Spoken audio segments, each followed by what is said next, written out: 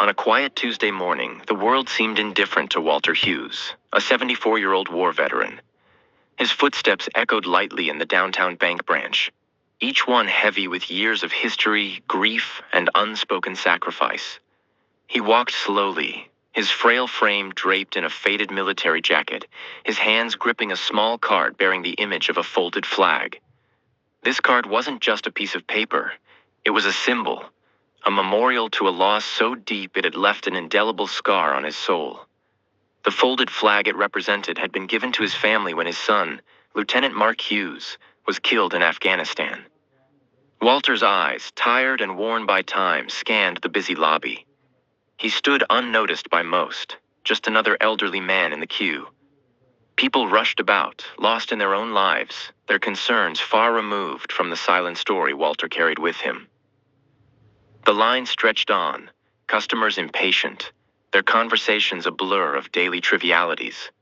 Walter's heart ached slightly, though it didn't show on his face.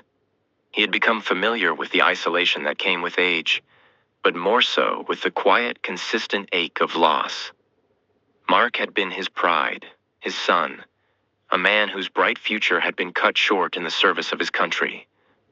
Walter had carried that folded flag for years, a reminder of the son he lost, but also of the pride he carried for that sacrifice.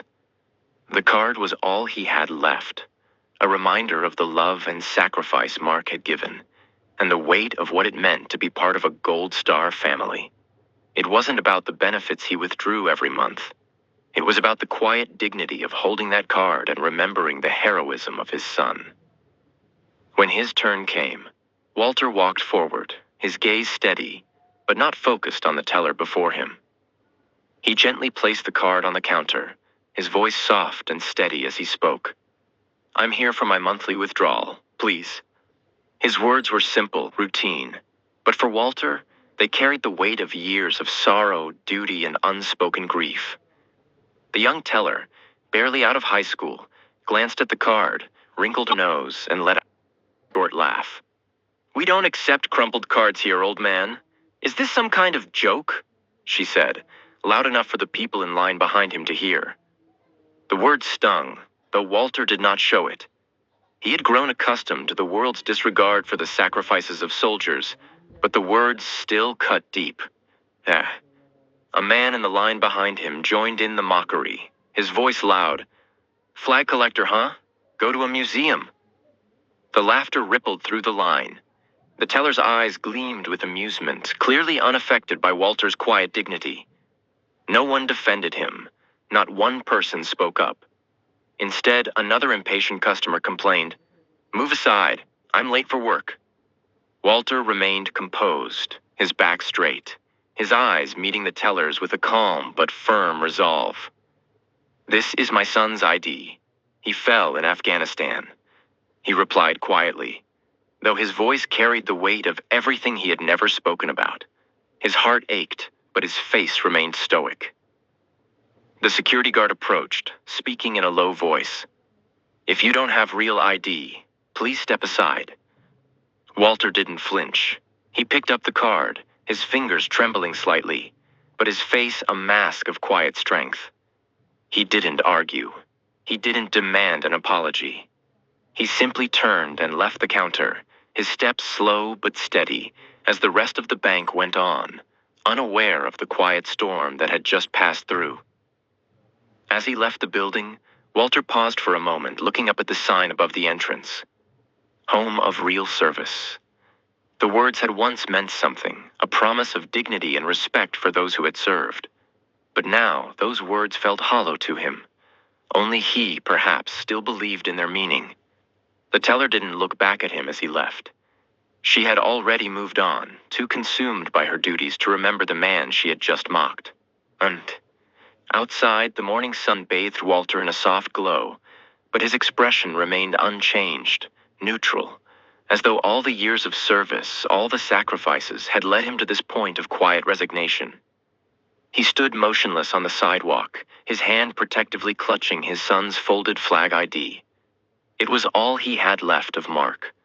Walter had once been a soldier himself, proudly serving his country. But that life had been long ago. Since Mark's death, the ache of loss had only deepened. His wife had passed away from cancer years before, leaving him to live alone in their modest suburban home.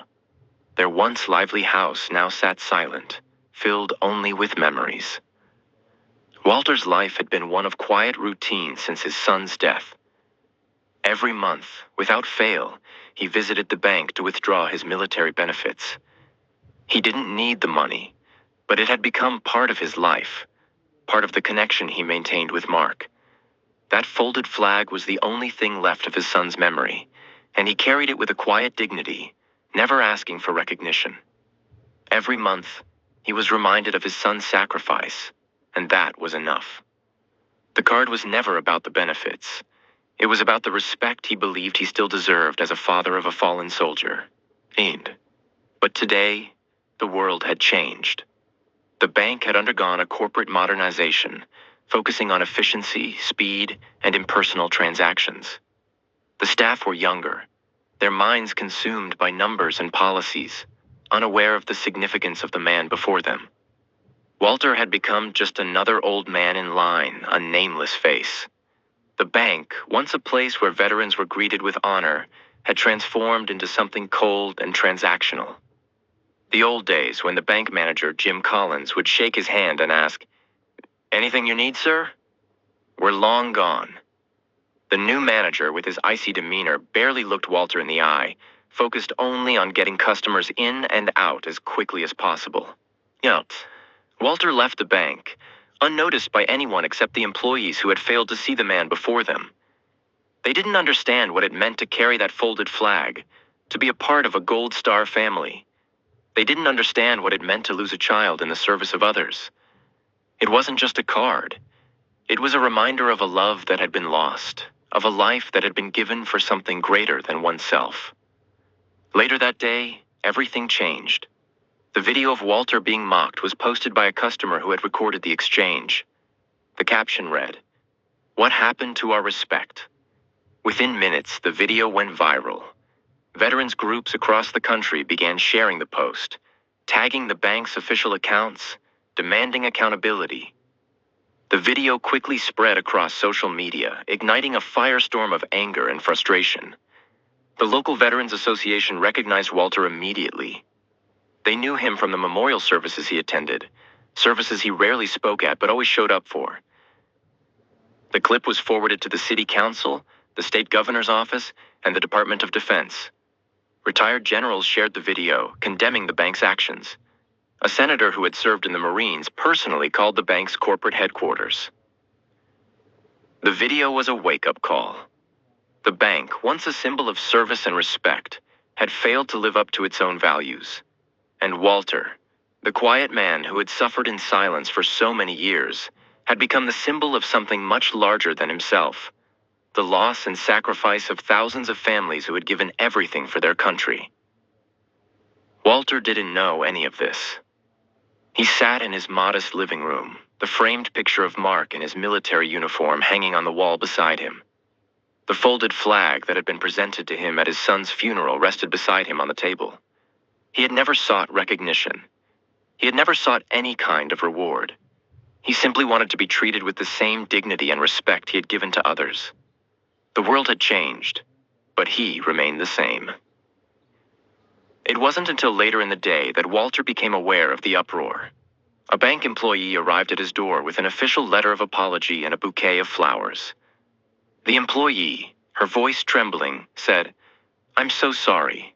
I had no idea what that card meant. I promise this will never happen again." Walter didn't expect apologies. He didn't need them.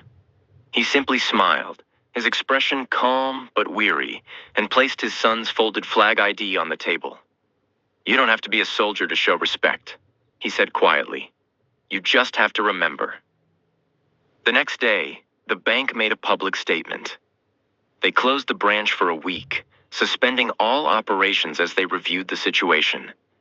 They announced that all employees would undergo veteran service training before reopening. The teller who had mocked Walter issued her own public apology. "I failed to recognize something sacred," she said, her voice filled with regret. "I am deeply ashamed and committed to making this right." The story of Walter Hughes had gone viral, and the public outcry had forced the bank to confront the consequences of their actions. The branch would be shut down for a week, and every employee would undergo extensive training on respect for military families and veterans. But Walter had no interest in the media frenzy. He didn't care about the apologies or the national conversation. He only cared about the quiet respect he felt his son deserved. 6 months later, the bank reopened.